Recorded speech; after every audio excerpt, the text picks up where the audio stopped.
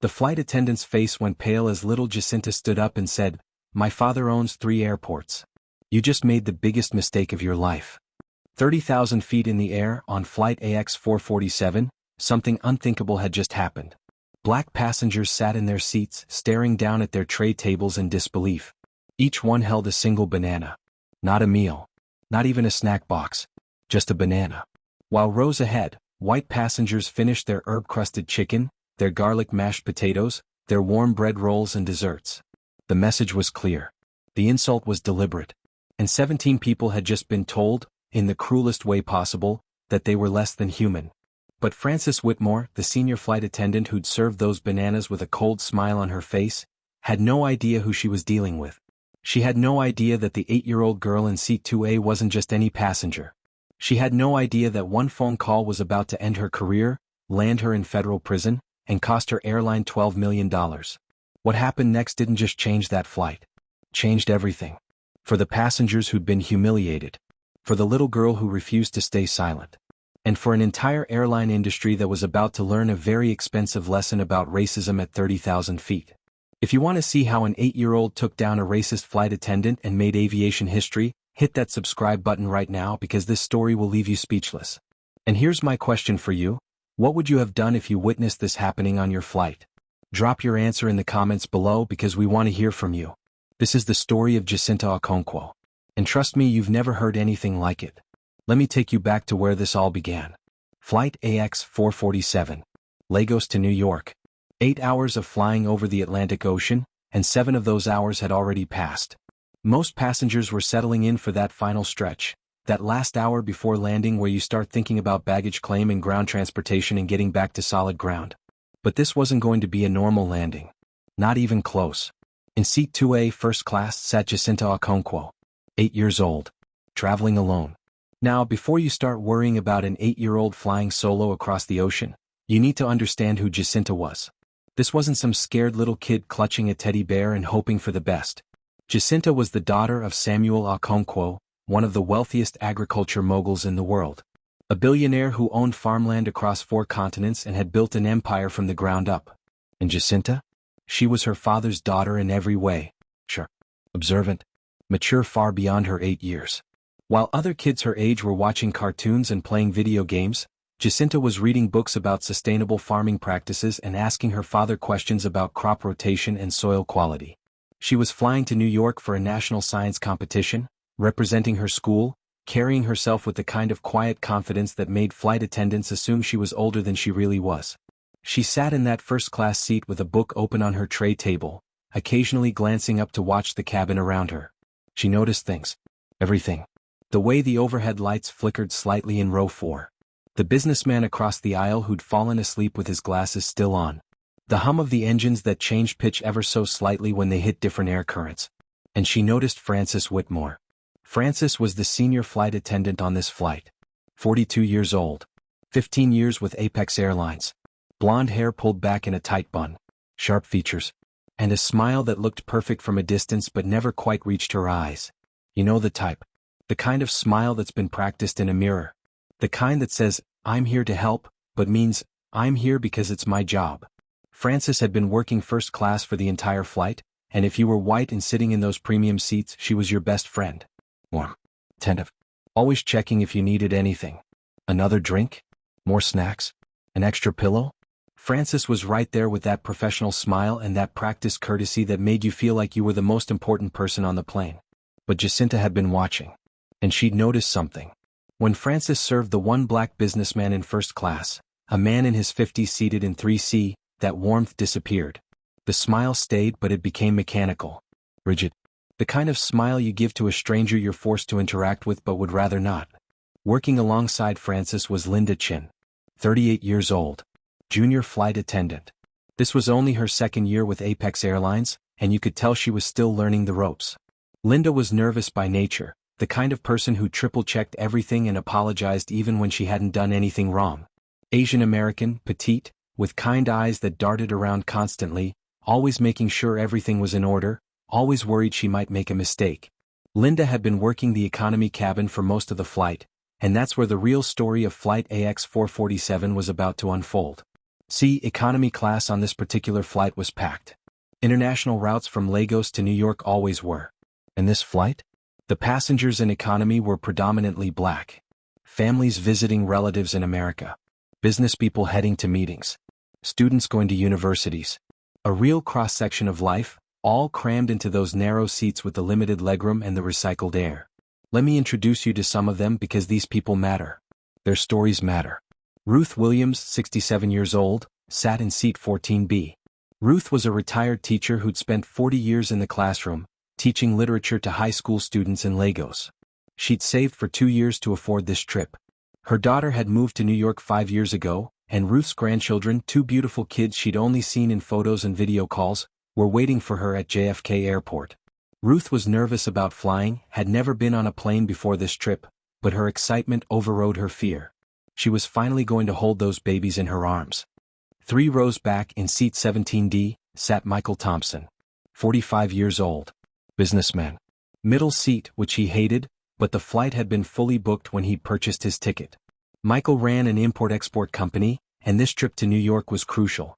He had meetings lined up with potential American partners, deals that could expand his business significantly. He'd worn his best suit on the plane, wanted to look professional even during the flight, wanted to arrive ready to make an impression. Across the aisle from Michael in seat 17F was Danielle Brooks, 29 years old. Medical student. She looked exhausted because she was.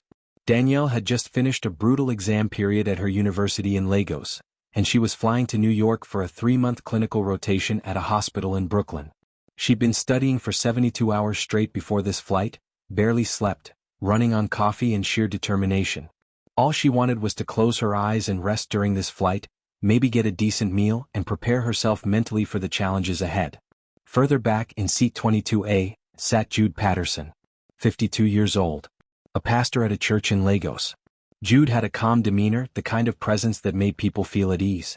He spoke softly, smiled often, and had spent the flight reading his Bible and occasionally chatting with the passengers around him.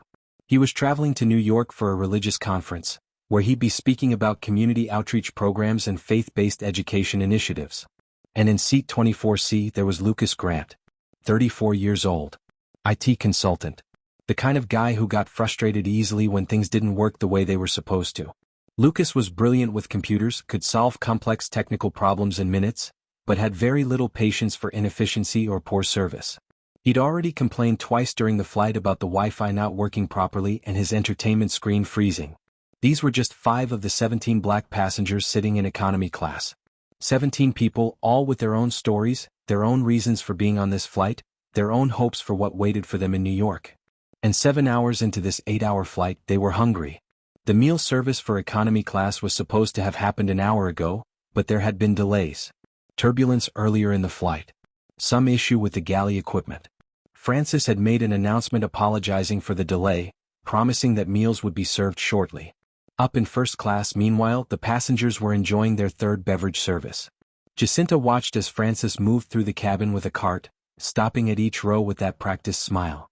The white passengers in first class had already eaten their main meals 2 hours ago. Elaborate dishes. Herb-crusted chicken with a light cream sauce. Garlic mashed potatoes whipped to perfection. Fresh salads with balsamic vinaigrette. Warm bread rolls with butter. And dessert options, chocolate mousse or fresh fruit parfait.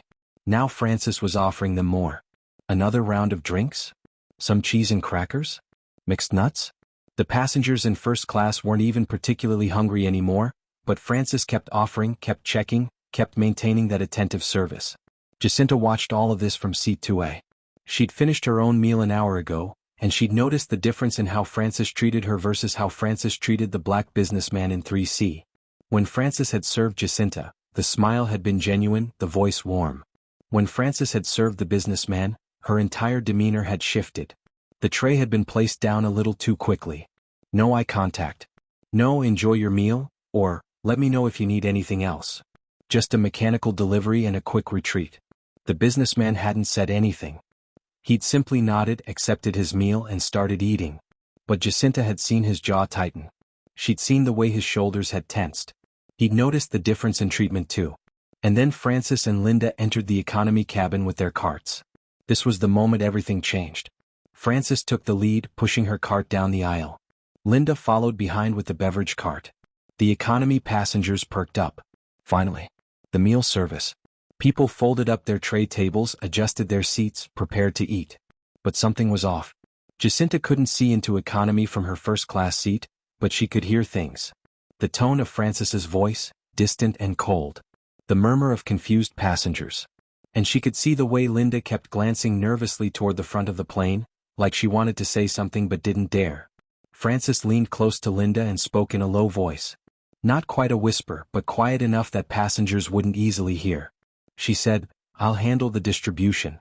You just pour drinks." Linda nodded, but her hands were shaking slightly as she gripped the beverage cart. And then Frances started distributing the meals. Except they weren't meals. Not really. She reached into her cart and pulled out bananas. Single bananas. And she placed them on the tray tables of the black passengers. 1 banana per person. Nothing else. No utensils. No napkins. No explanation. Just bananas. Ruth Williams in seat 14B looked down at the banana on her tray table. She blinked. Looked up at Frances. Waited for the rest of the meal. Surely this was just an appetizer, right? Or maybe a snack while they prepared the hot meals. But Frances moved on to the next row without a word. Michael Thompson in seat 17D stared at his banana. He looked across the aisle. Danielle Brooks had a banana too. He looked at the passengers around him. Everyone had bananas. Just bananas. He felt a sick feeling forming in his stomach, a realization creeping in that he didn't want to believe.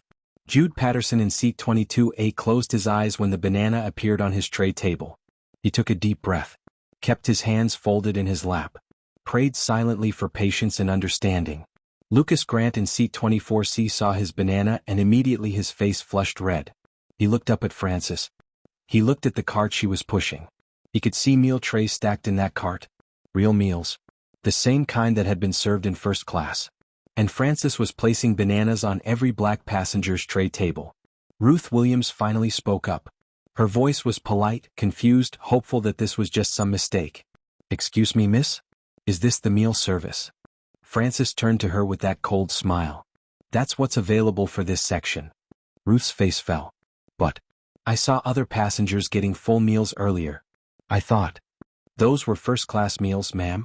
This is what we have for economy." Michael Thompson couldn't stay quiet. He unbuckled his seatbelt and leaned forward. "I paid the same fare as everyone else on this plane. I checked. Where's the actual meal? The hot meal we were promised when we booked?" Frances's smile didn't waver, but her voice became sharper. "Sir, if you have complaints about the service, you can file them with the airline after we land. Right now, I need to finish the service for all passengers." "This isn't service," Michael said, his voice rising. "This is insulting. You're giving us bananas while everyone else got real food." Frances stepped closer to him, and now the smile was completely gone. "Sir, I'm distributing what's been allocated for this section. If you have an issue with airline policy, that's not something I can address at 30,000 feet. Lucas Grant couldn't take it anymore. He stood up, his tall frame making him tower over Frances in the narrow aisle. "This is ridiculous. I just walked past first class to use the bathroom an hour ago. I saw what you served them. Chicken, potatoes, salad, dessert. And you're giving us bananas? Do you think we're stupid? Do you think we don't see what you're doing?" Other passengers started murmuring. Angry voices. Confused voices. People looking at each other, looking at their bananas, looking at Frances, trying to understand what was happening, trying to process the message that was being sent. Frances raised her voice, loud enough for the entire economy section to hear. "Sir, I need you to sit down right now. You're causing a disturbance, and if you don't comply, I will have no choice but to involve the captain." "Involve the captain?" Lucas's voice was shaking with rage. "Call him. Please. I'd love to explain to the captain why you're serving bananas to all the black passengers while white passengers get full meals. I'm sure he'd find that very interesting." "Sit down. Now." Frances pointed at his seat, her finger jabbing the air. Linda stood frozen behind her beverage cart, eyes wide, face pale. She wanted to say something. You could see it in the way she opened her mouth, closed it, opened it again. But she was terrified. Terrified of Frances. Terrified of losing her job. Terrified of making things worse. The tension in that economy cabin was suffocating. 17 black passengers, all holding bananas, all realizing exactly what had just happened to them. all feeling that familiar horrible weight of racism crushing down on their shoulders. Some were angry. Some were hurt. Some were just tired. So tired of this. Tired of being treated as less than human. Tired of having to fight for basic respect. Ruth Williams had tears in her eyes. She wasn't eating her banana. She was just holding it, staring at it, thinking about her grandchildren waiting for her in New York, thinking about how excited she'd been about this trip, and feeling that excitement drain away. Danielle Brooks was too exhausted to even be angry. She just felt defeated. She'd worked so hard to become a doctor, studied endless hours, sacrificed so much, and here she was being reminded that no matter what she achieved, some people would still see her as less than. Jude Patterson kept his eyes closed, kept praying, but his hands were trembling now. And up in first class, Jacinta Okonkwo sat in seat 2A, listening to every word. She couldn't see what was happening in economy, but she heard the anger in Lucas's voice. She heard the coldness in Frances's responses. She heard the murmur of upset passengers. And she knew something was very, very wrong. Jacinta closed her book on sustainable farming. She looked toward the curtain that separated first class from economy. And she made a decision. She was about to get involved. Before we continue with what Jacinta did next, let me ask you this. Have you ever witnessed discrimination happening right in front of you? Maybe on a plane, maybe in a store, maybe somewhere else. And if you have, did you speak up or stay silent? Drop your answer in the comments, because this story is about to show you what happens when one person decides that silence isn't an option. And if you're not subscribed yet, hit that button now because what comes next will blow your mind. Jacinta Okonkwo didn't hesitate. The moment she heard the commotion in economy, the moment she registered the tension in those voices, she knew she had to see for herself what was happening. So she stood up from seat 2A, smoothed down her dress, and started walking toward the blue curtain that separated first class from economy. She made it about 3 steps before Frances appeared in front of her, materializing like she'd been waiting for this exact moment. That fake smile was plastered across Frances's face again, but there was something else in her eyes now. Something sharp. Something defensive. "Sweetie, you need to stay in your seat," Frances said, her voice dripping with that condescending sweetness adults use when they're trying to control children without seeming mean. Jacinta looked up at her calmly. "I need to use the bathroom." Frances's smile widened, but it didn't look friendly. It looked like a mask stretching too tight across her face. "The first-class lavatory is right behind you, dear. You don't need to go all the way back." "I prefer the one in the back," Jacinta said simply. Now Frances's smile tightened, the edges pulling down slightly. "That's not appropriate for first-class passengers. The facilities in your section are much nicer. You'll be more comfortable here." Jacinta tilted her head slightly, studying Frances with those intelligent 8-year-old eyes that saw way more than most adults gave her credit for. "My father taught me that all bathrooms work the same way. They all have toilets. They all have sinks. The location doesn't change the function." For a split second, Frances's mask slipped completely. Annoyance flashed across her face, raw and undisguised. Who was this little girl to talk back to her? To question her? But Frances was a professional with 15 years of experience, and she recovered quickly, forcing that smile back into place. "Be that as it may, I really must insist that you—" But Jacinta was already moving. She slipped past Frances with the kind of quick, graceful movement that small children can manage in tight spaces, ducking under Frances's outstretched arm before the flight attendant could react. And then she was through the curtain, walking into economy class, and Frances couldn't exactly grab her and drag her back without causing a scene. So Frances followed, close behind, her heels clicking on the floor, her jaw tight with barely controlled frustration. And Jacinta saw everything. The first thing that hit her was the atmosphere. It was completely different from first class. Where first class had been calm, comfortable, almost serene, economy was tense. The air felt thick with anger and hurt and confusion. Passengers were twisted in their seats, looking at each other, talking in low, urgent voices. Some were on their phones. Some were just staring at their tray tables. And on those tray tables Jacinta saw the bananas. Row after row after row.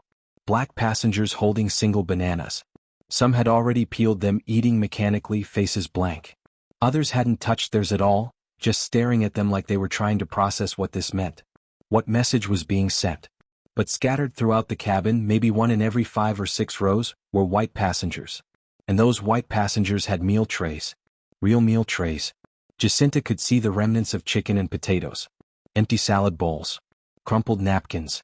The white passengers had been fed. Fed well. The same elaborate meals that had been served in first class. Only the black passengers had bananas. Jacinta walked slowly down the aisle, her eyes taking in every detail. She passed row 14, and there was Ruth Williams, the elderly woman with kind eyes and gray hair pulled back in a neat bun.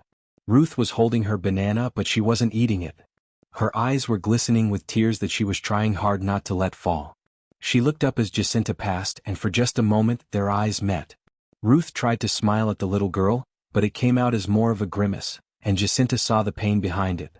A few rows back, Jacinta saw Michael Thompson, the businessman in the suit. His arms were crossed tightly across his chest, his jaw clenched so hard that the muscles stood out. His banana sat untouched on his tray table. He was staring straight ahead, and Jacinta could practically see the rage radiating off him. But it was controlled rage. Contained. The kind of anger that comes from years of experiencing this kind of treatment and knowing that showing your anger too openly will only make things worse. Across the aisle, Danielle Brooks, the medical student, had her head leaned back against her seat, eyes closed. Her banana was in her hand, but she wasn't eating it. She just looked defeated. Exhausted. Like this was the final straw in a very long, very difficult journey. Further back, Jude Patterson, the pastor, sat with his hands folded in his lap, his banana still on the tray table. His lips were moving slightly, praying. But even from a distance, Jacinta could see his hands trembling. And Lucas Grant, the IT consultant who'd stood up to Frances earlier, was standing in the aisle again, talking urgently to the passengers around him. "We need to document this. Everyone take pictures. Record this. We need evidence of what just happened here." Jacinta took it all in. Every single detail. The humiliation on these passengers' faces. The anger. The hurt. The resignation. And she understood exactly what had happened. This wasn't about limited meal options. This wasn't about airline policy or unfortunate circumstances. This was deliberate. This was racism, plain and simple. Frances Whitmore had looked at the black passengers in this cabin and decided they deserved less. Decided they should be humiliated. Decided to send them a message about their worth. And the symbolism of the bananas wasn't lost on Jacinta. She was 8 years old, but she'd learned about racism from her father, who'd experienced it his entire life. She knew the history of black people being compared to monkeys, being dehumanized, being treated as less than human. And she knew that Frances's choice to give black passengers only bananas, while white passengers ate full meals, wasn't an accident. It was intentional. It was cruel. It was designed to hurt. Jacinta's face, which had been curious and observant as she walked through the cabin, slowly hardened. Her jaw set. Her eyes narrowed. And she turned around and walked back toward first class, her small hands balled into fists at her sides. Frances was waiting for her at the curtain, arms crossed, trying to look stern and authoritative. "I hope you're satisfied with your little walk. Now please return to your seat and stay there for the remainder of the flight." Jacinta walked past her without a word, settled back into seat 2A and pulled out her phone. Frances watched her, that fake smile still in place. "I hope you enjoyed your walk. Now stay seated. We'll be landing soon and I need all passengers in their assigned seats." Jacinta looked up at her and her voice was perfectly calm, perfectly controlled. "I have a question. Why did you give those passengers only bananas?" Frances blinked.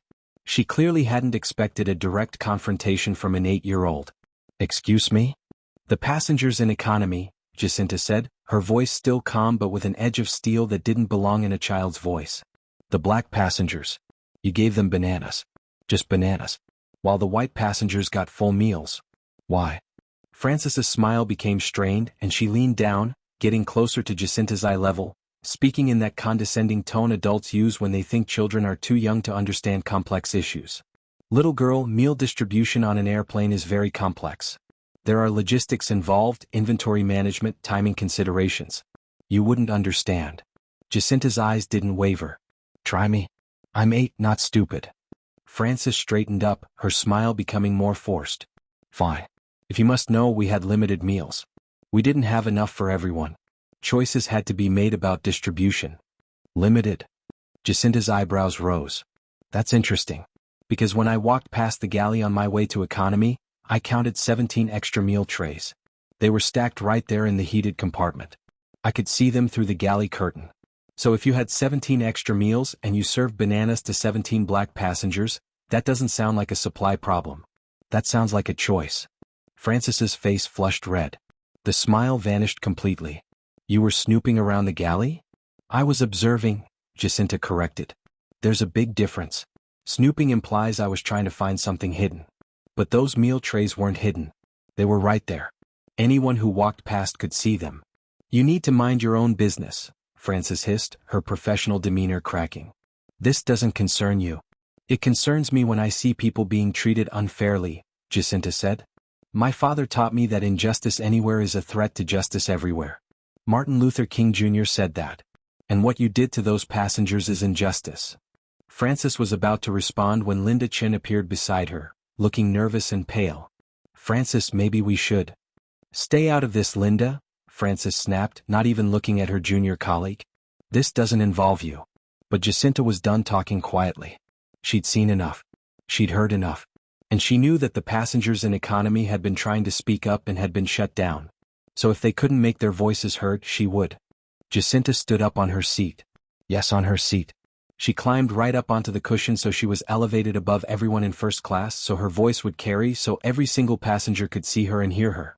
Excuse me, everyone, she called out loudly. Can I have your attention, please? The conversations in first class stopped.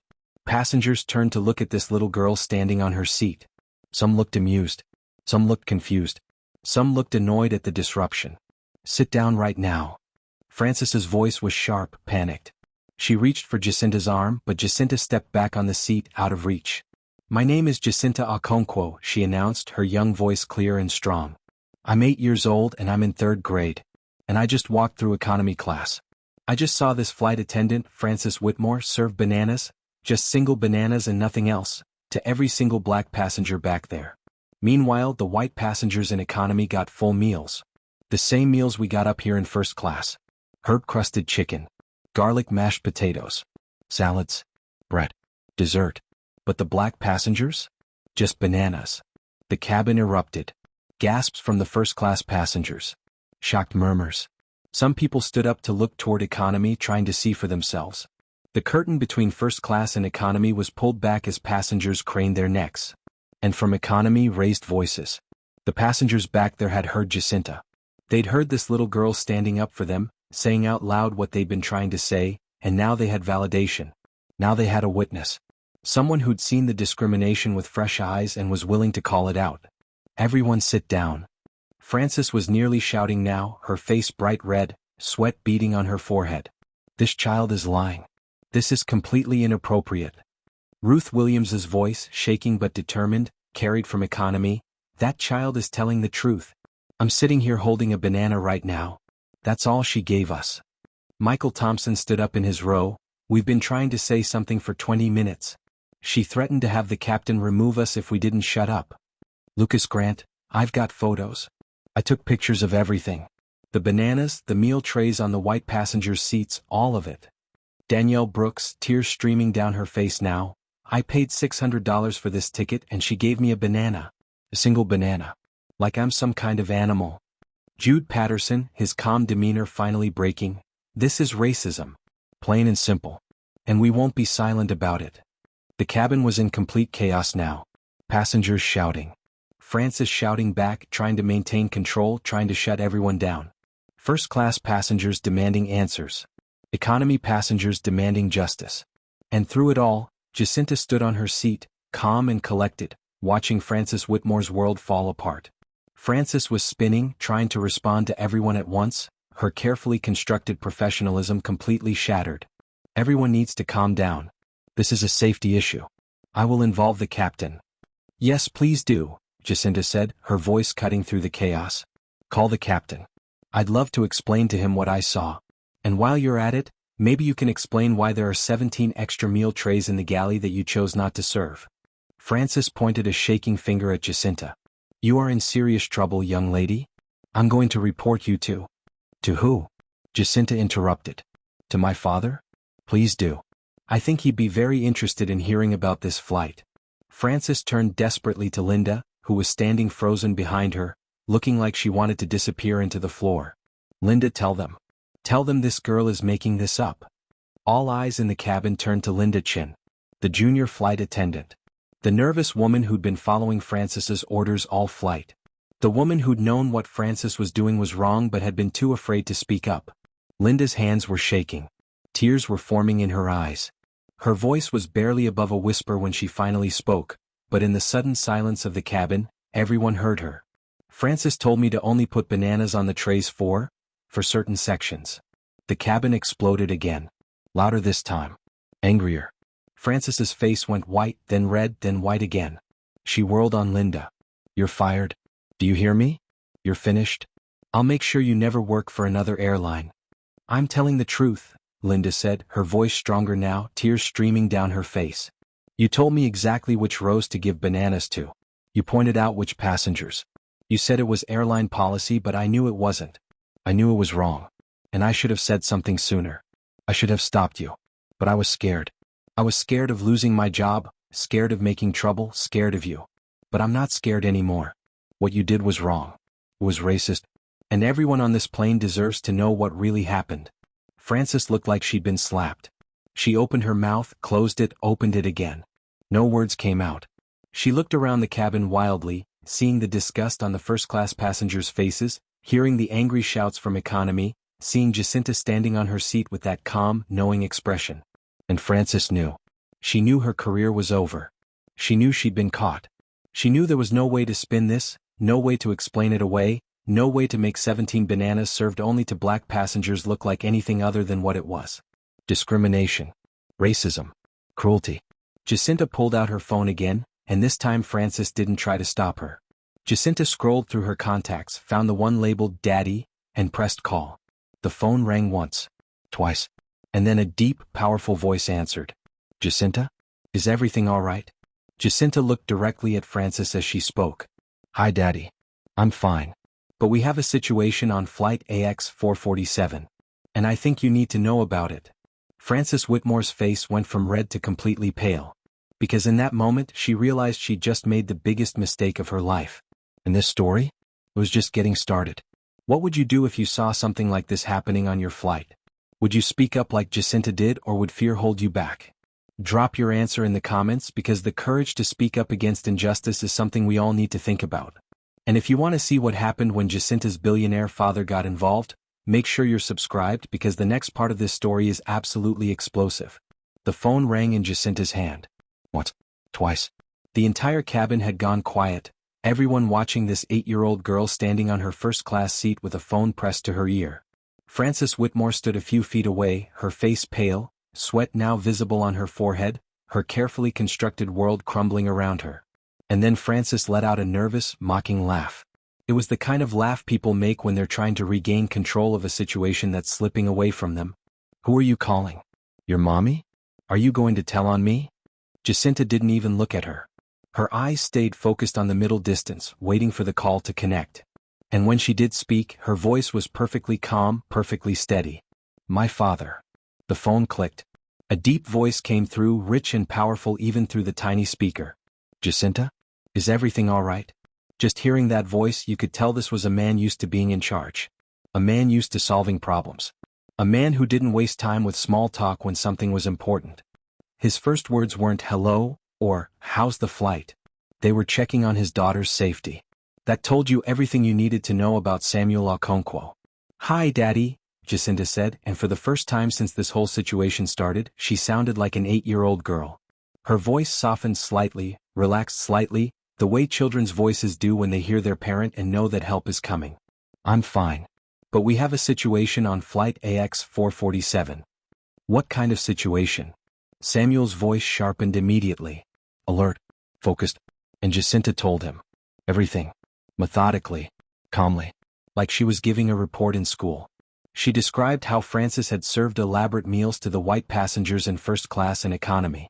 She described the 17 black passengers in economy who'd received only bananas. She explained how she'd walked through the cabin and seen it with her own eyes.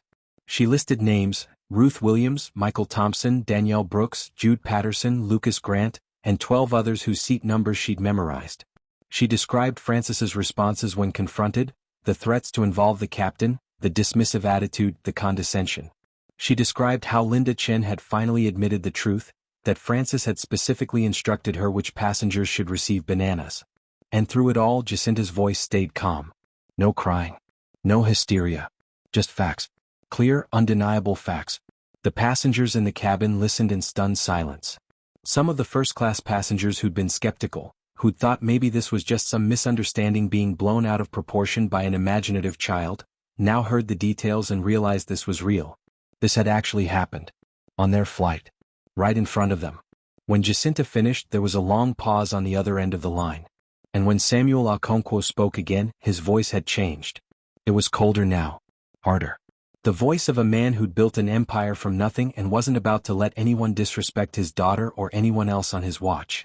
Now, let me tell you about Samuel Okonkwo because you need to understand who this man was to appreciate what happened next. Samuel Okonkwo was worth $8.7 billion.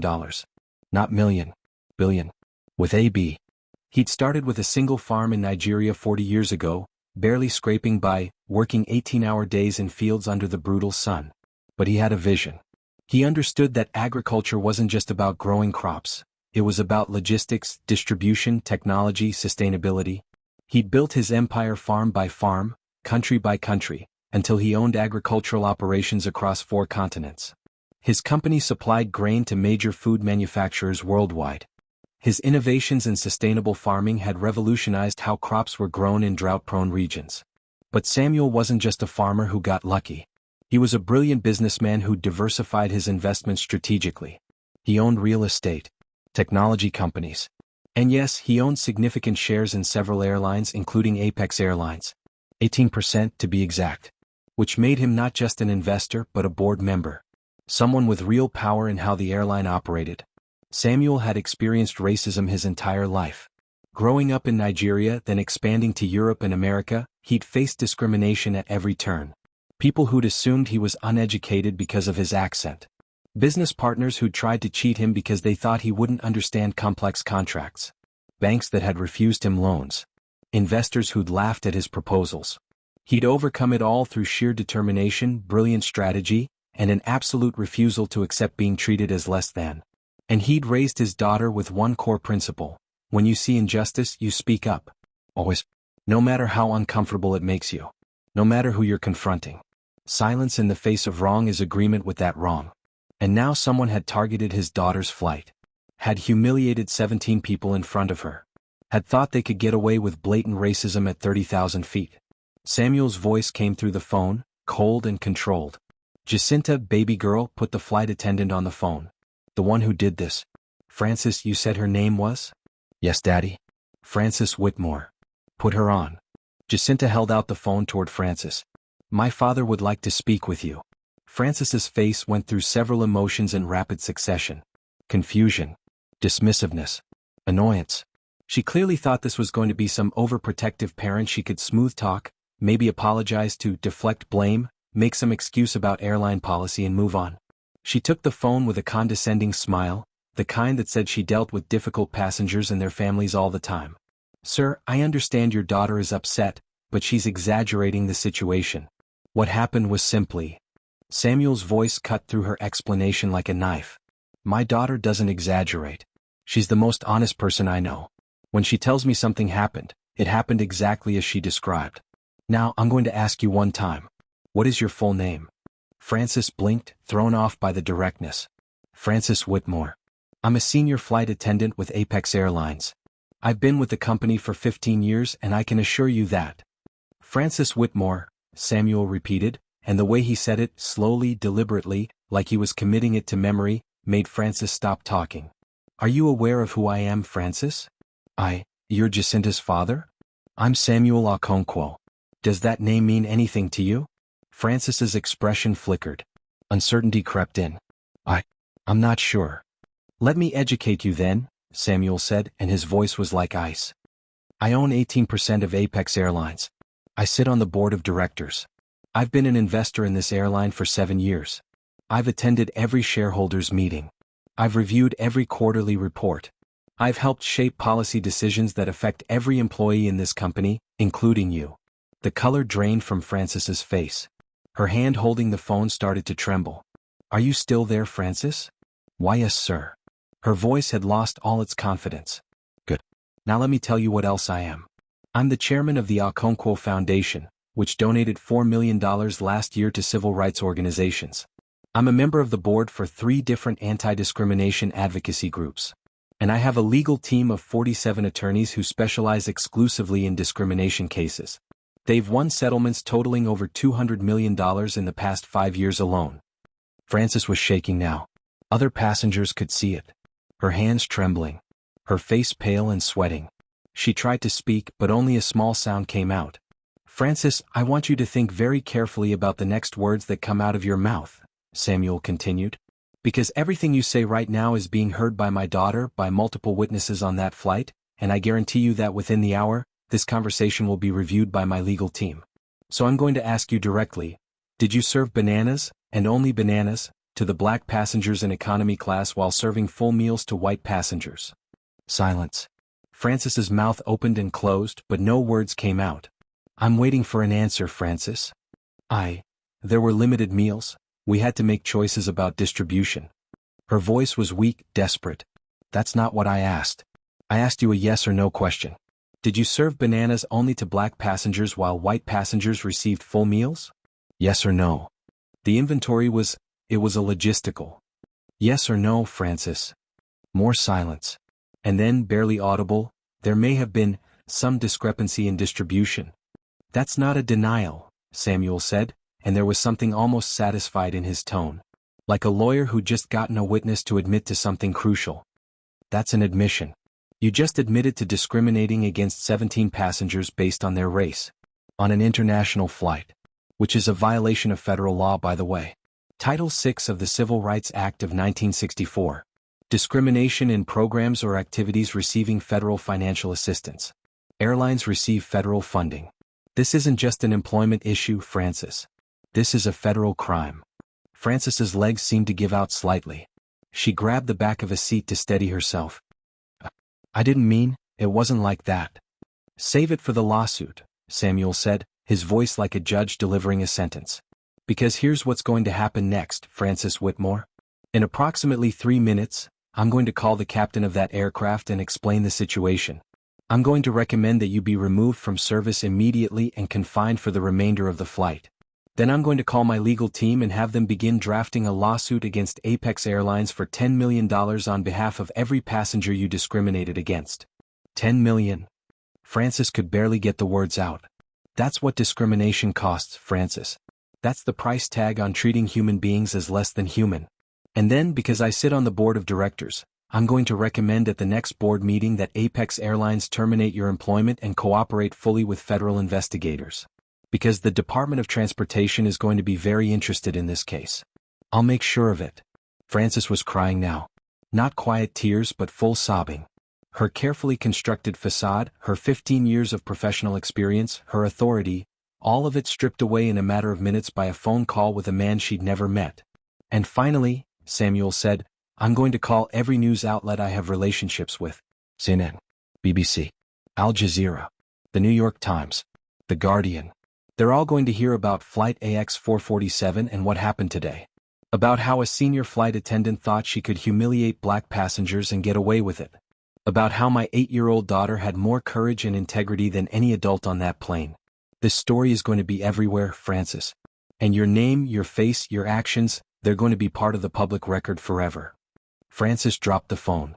It clattered to the floor and she just stood there, shaking, sobbing, completely broken. Linda Chin picked up the phone carefully and held it up. Mr. Okonkwo? This is Linda Chin. I'm the junior flight attendant on this flight. Linda. Jacinta mentioned you. She said you told the truth about what happened. Yes, sir. I should have spoken up sooner. I should have stopped Frances. I was wrong to stay silent. You found your courage when it mattered, Samuel said, and his voice was gentler now. That's not easy to do. Make sure you give your contact information to my daughter. My legal team will want to speak with you, but not as a defendant. As a witness. And possibly as a plaintiff if you faced any retaliation for speaking up. Thank you, sir. Now, can you put my daughter back on the phone?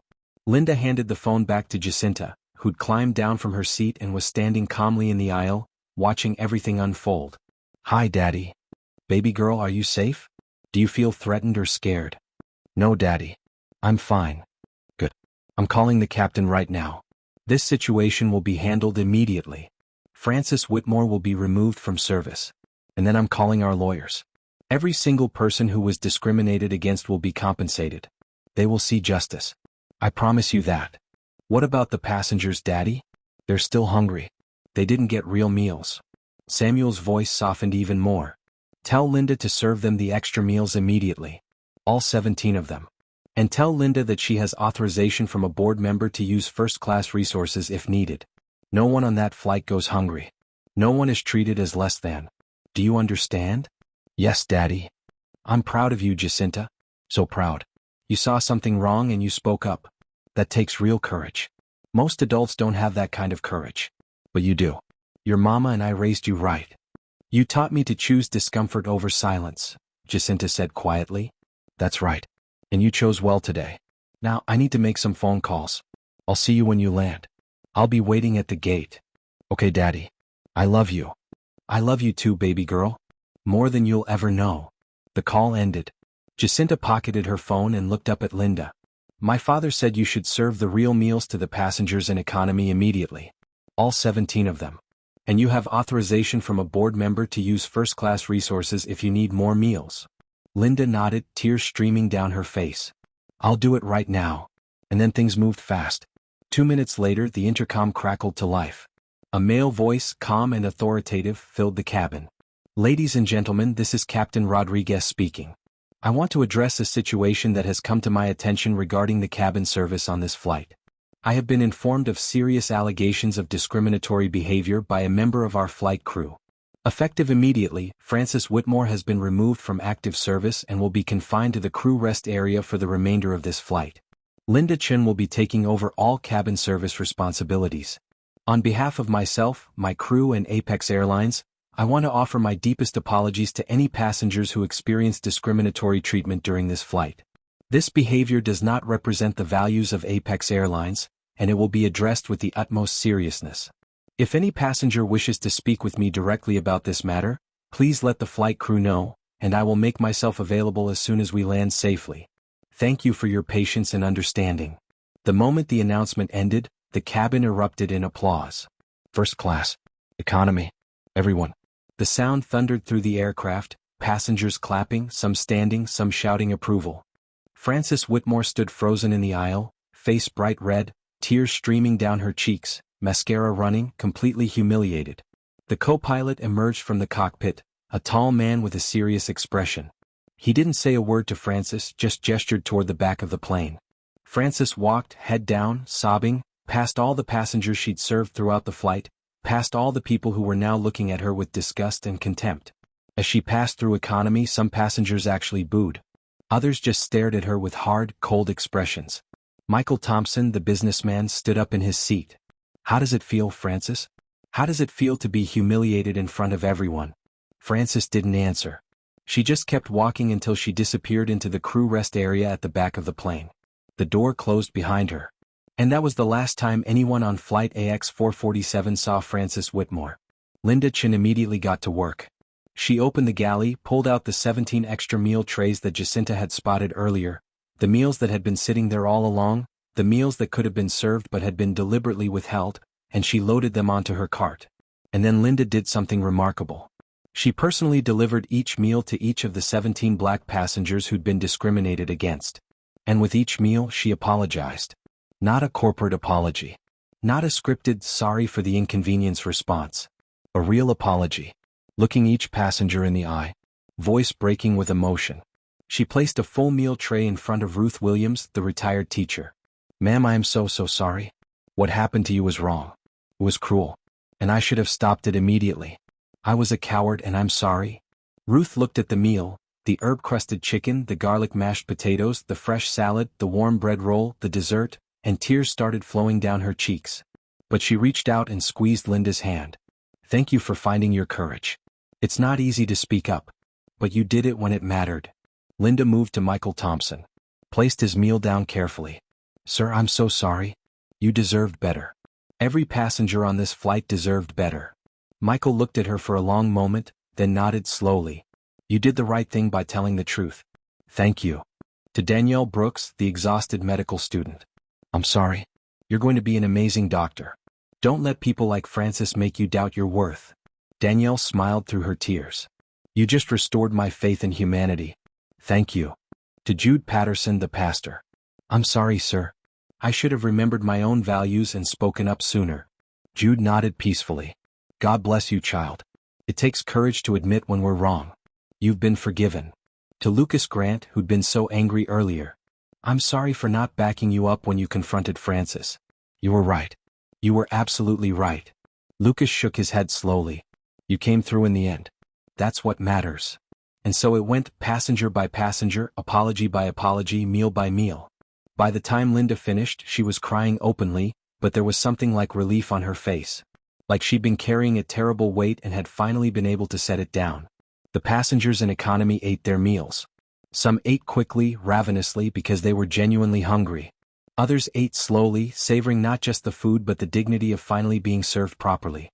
Of being treated like human beings who deserved respect. And throughout all of this, Jacinta Okonkwo sat back down in seat 2A first class, and looked out the window at the clouds below. Several passengers came up to her. First-class passengers who wanted to shake her hand, to thank her, to tell her how brave she was. Ruth Williams walked all the way from economy to first class, tears still streaming down her face, and she hugged Jacinta tightly. Thank you, sweetheart. Thank you so much. You're an angel. A real angel. Michael Thompson knelt beside her seat. You're braver than most adults I know. Don't ever lose that courage. The world needs people like you. Danielle Brooks stopped by, her eyes red from crying but smiling now. You just restored my faith in humanity. I was so close to giving up. To thinking that maybe this is just how the world works. But you showed me that there are still people willing to fight for what's right. Thank you. Jude Patterson placed a hand gently on her shoulder. God bless you, child. You have a gift. The gift of seeing injustice and having the courage to confront it. Never lose that. Lucas Grant shook her hand firmly. When I grow up, I want to be as brave as you. And I'm 34 years old. Jacinta accepted all their thanks with quiet grace. She smiled at them. Thanked them for their kind words. But she didn't feel like a hero. She felt tired. Tired of living in a world where an 8-year-old had to stand up on an airplane seat and call out racism because the adults around her had failed to do it. Tired of watching people treat others as less than human. Tired of racism and discrimination and cruelty. Tired of knowing that this wasn't the first time something like this had happened, and it wouldn't be the last. Her father had taught her something when she was very young, maybe 5 or 6 years old. They'd been walking through a market, and Jacinta had seen a man being rude to a vendor, speaking down to her, treating her like she was worthless. And Jacinta had asked her father why people were mean to each other. Samuel had knelt down to her eye level and said, "Baby girl, when you see injustice, when you see someone being treated wrong, you have 2 choices. You can stay silent and comfortable, or you can speak up and be uncomfortable. Most people choose silence because it's easier. Because speaking up means conflict. It means confrontation. It means risking that people won't like you. But silence in the face of injustice is agreement with that injustice. So you have to choose discomfort. Every single time. Even when it's hard. Even when it's scary. Even when you're the only one speaking up. You choose discomfort over silence. Always." Jacinta had remembered those words. Had carried them with her. And today, 30,000 feet in the air, she'd made that choice. She'd chosen discomfort over silence. And 17 people's lives were different because of it. So here's my question for you watching this right now. When was the last time you chose discomfort over silence? When was the last time you saw something wrong and spoke up even though it was hard? Drop your answer in the comments, because Jacinta's story should challenge all of us to be braver. And if this story is impacting you, if it's making you think, if it's inspiring you to be more courageous, then hit that subscribe button right now because we're not done yet. What happened when this plane landed is going to blow your mind. Flight AX-447 began its descent into New York. The seatbelt signs came on. The flight attendants, well, Linda Chin, the only flight attendant still working, made the standard announcements about tray tables and seat backs and electronic devices. Outside the windows, the city sprawled below, millions of lights twinkling in the evening darkness. But this wasn't going to be a normal landing. Not even close. Because while the plane was making its final approach, Samuel Okonkwo had been busy. Very busy. In the 45 minutes since his phone call with Jacinta, he'd made 17 more calls. To the airline CEO. To his legal team. To federal authorities. To his contacts at the Department of Transportation. To his friends in the media. Samuel Okonkwo was a man who'd built a billion-dollar empire by being thorough, by being strategic, and by never, ever letting injustice slide. And he'd made sure that when Flight AX-447 touched down, there would be consequences waiting. The plane landed smoothly. Captain Rodriguez brought them in perfectly, the wheels touching the runway with barely a bump. The engines reversed. The aircraft slowed. And as they taxied toward the gate, passengers started gathering their belongings, checking their phones, preparing to disembark. But then something unusual happened. Instead of pulling up to a regular gate, the plane was directed to a remote stand, away from the main terminal. Passengers looked at each other, confused. This wasn't normal procedure for an international arrival. Captain Rodriguez's voice came over the intercom one final time. "Ladies and gentlemen, we've been directed to a remote parking position. Please remain seated with your seatbelts fastened until we receive further instructions. Thank you for your patience." Through the windows, passengers could see vehicles approaching. Not the usual ground service trucks. These were black SUVs with government plates. And as the plane came to a complete stop and the engines shut down, federal agents emerged from those vehicles. Men and women in dark suits with badges clearly visible on their belts. Department of Transportation investigators. FBI agents specializing in civil rights violations. They surrounded the aircraft like it was a crime scene. Because, in a way, it was. The cabin door opened. But instead of passengers being allowed to deplane, 3 federal agents boarded the aircraft. They walked purposefully through first class, through the curtain into economy, straight to the back where the crew rest area was located. Every passenger on that plane was silent, watching, waiting to see what would happen next. The crew rest area door opened. And Frances Whitmore emerged, flanked by 2 agents. Her face was blotchy and red from crying. Her uniform was disheveled. Her eyes were swollen. And as the agents led her through the cabin, back toward the exit, every passenger she'd discriminated against watched her go. But here's the thing that hit differently. Frances was in handcuffs. Actual handcuffs. Her wrists bound behind her back. This wasn't just a termination of employment. This wasn't just getting fired. This was an arrest. A federal arrest. As Frances passed through economy, Michael Thompson stood up. He didn't say anything. He just stood there, arms crossed, watching her with an expression that was part vindication, part sadness. Because as satisfying as it was to see consequences finally being delivered, there was something profoundly sad about the fact that it had come to this. That racism was so deeply embedded in some people that it took handcuffs and federal charges to address it. Ruth Williams watched Frances pass and she was crying again, but these were different tears. Tears of relief. Tears of justice. She'd lived 67 years, experienced racism countless times, and rarely, so rarely, had she seen real consequences for the perpetrators. But today she was seeing it. Today justice was tangible. Danielle Brooks watched with a kind of stunned disbelief. As a medical student, she'd studied systems, processes, how things worked. And she knew how rare this was. How often discrimination complaints got buried in bureaucracy, dismissed, ignored. But this was real accountability happening in real time. Jude Patterson bowed his head and prayed quietly as Frances passed. Not for her punishment, but for her soul. For whatever had happened in her life to make her think treating people this way was acceptable. He believed in justice, but he also believed in redemption, and he hoped, though he doubted, that Frances might one day understand the harm she'd caused. Lucas Grant pulled out his phone and took a photo as Frances was led past. He was documenting everything. Every step of this process. Because he knew this story needed to be told. People needed to know that sometimes standing up to racism actually worked. Frances didn't look at any of them. She kept her head down, sobbing as the agents led her off the aircraft, down the stairs and into one of the waiting SUVs. The door closed. The vehicle drove away. And Frances Whitmore's 15-year career with Apex Airlines, along with her freedom, was over. Only after Frances was gone did the agents allow passengers to disembark. They filed off slowly, most of them still processing what they just witnessed. International arrivals usually meant customs, immigration, baggage claim, boring, tedious procedures. But this arrival was different. There were media crews waiting at the gate. News vans with satellite dishes. Reporters with microphones and cameras. Samuel Okonkwo had made those 17 phone calls, remember? The media was one of them. And they'd shown up in force. But Samuel had also made arrangements to protect the passengers. He'd hired private security to escort the 17 discriminated passengers through a separate entrance, away from the media chaos, so they could process their arrival without being mobbed by reporters. Some of them wanted to tell their stories immediately. Others just wanted to go home, see their families and process everything that had happened. And waiting at the gate, standing tall and dignified in an impeccably tailored charcoal suit, was Samuel Okonkwo himself. He was 6'4", with broad shoulders and a presence that commanded attention without him having to say a word. His hair was graying at the temples. His face was strong, weathered by years of hard work and harder decisions. And his eyes had the same intelligent, observant quality as his daughter's. You could see where Jacinta got it from.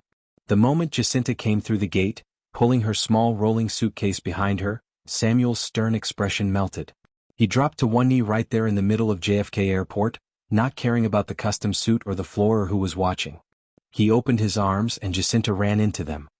He hugged her tightly, one large hand cradling the back of her head, and his voice broke slightly when he spoke. "I'm so proud of you, baby girl. So incredibly proud." Jacinta hugged him back, and for the first time since this whole ordeal began, she let herself be just a little girl. Safe in her father's arms. Not having to be brave anymore.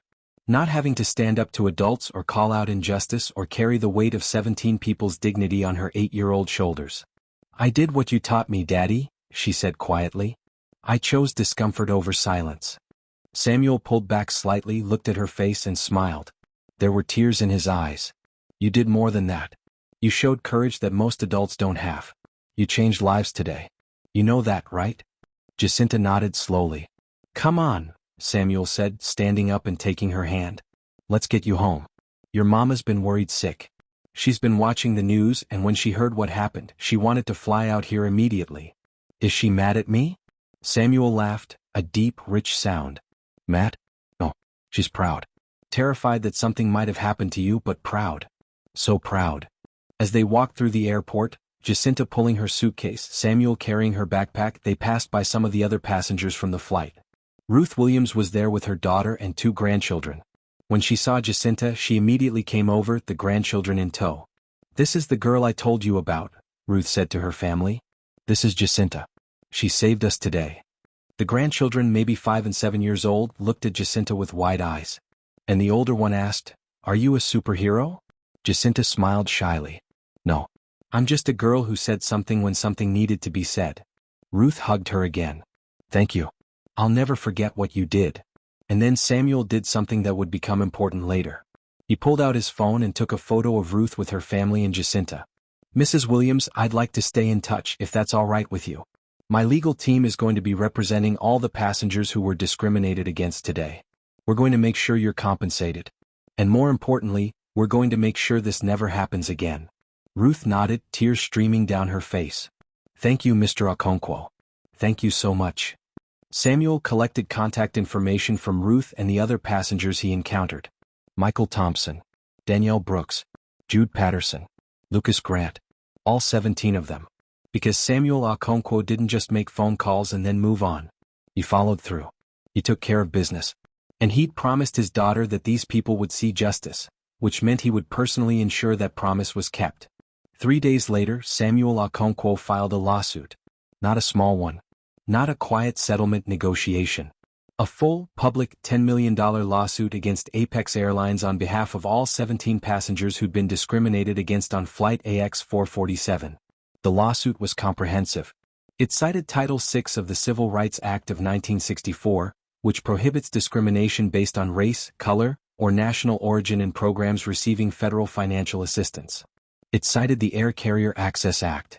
It cited emotional distress, intentional infliction of emotional harm, negligent supervision by the airline, failure to properly train employees in anti-discrimination policies, and violation of the passengers' civil rights under federal law. But the lawsuit wasn't just about money. Samuel made that clear in the press conference he held when filing the suit.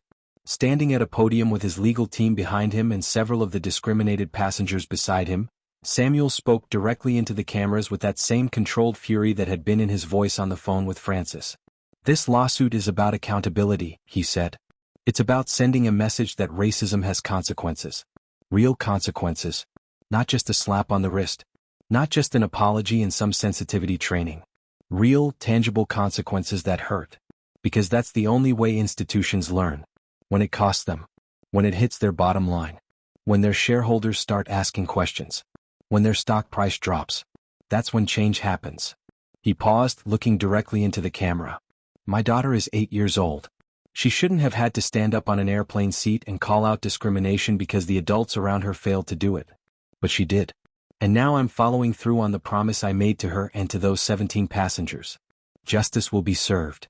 The media coverage was intense. The story went viral within hours. Social media exploded with people sharing their own experiences of racism on airlines, in restaurants, in stores, everywhere. Hashtag Jacinta Okonkwo started trending worldwide. Hashtag FlightAX447 became shorthand for standing up to discrimination. And Apex Airlines? They went into crisis mode. Their stock price dropped 7% in the first 24 hours after the story broke. Their CEO held an emergency press conference, apologizing profusely, promising investigations, promising reforms. But the damage was done. The court of public opinion had rendered its verdict, and it wasn't favorable. Frances Whitmore, meanwhile, faced federal charges. The Department of Transportation didn't mess around when it came to civil rights violations in transportation. She was charged with violating federal civil rights laws, discriminating against passengers based on race, and interfering with the safe operation of an aircraft by creating a hostile environment that led to conflict and disruption. Her trial was swift. The evidence was overwhelming. Passenger testimony. Linda Chen's testimony. Photos that Lucas Grant and other passengers had taken.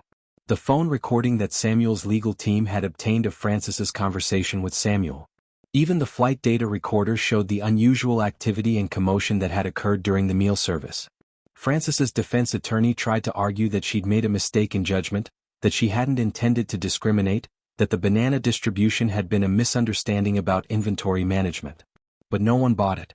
The jury deliberated for less than 4 hours before returning a guilty verdict. Frances Whitmore was sentenced to 2 years in federal prison, followed by 3 years of probation, and mandatory community service working with civil rights organizations.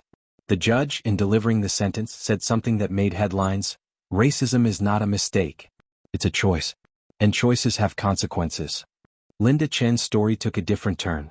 After initially being terrified that she'd lose her job for speaking up, she instead found herself becoming a symbol of courage. Apex Airlines, desperate for some positive PR, gave her a commendation for integrity. They promoted her. They used her in their new anti-discrimination training videos. But Linda didn't stop there. She became an advocate. She started speaking at airline industry conferences about the importance of employees reporting discrimination without fear of retaliation. She worked with unions to establish better protections for whistleblowers. She turned her moment of courage into a lifelong mission. And she stayed in touch with Jacinta. They exchanged emails. Linda sent Jacinta birthday cards. And years later, when Jacinta graduated from high school, Linda was there in the audience, applauding and crying tears of pride for the girl who'd changed her life.